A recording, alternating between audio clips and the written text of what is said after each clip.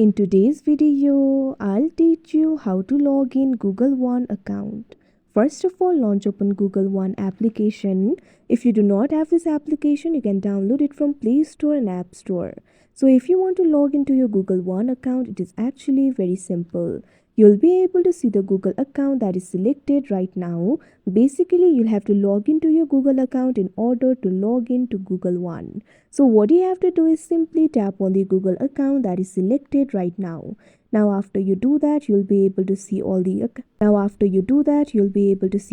accounts added to your device. If you want to add another account, tap on this option, add another account. After you do that, you'll be able to add another account too. Or if the account is available over here, tap on the account of your choice. Now after you do that, tap on this option continue that you can see at bottom. Now wait for a while.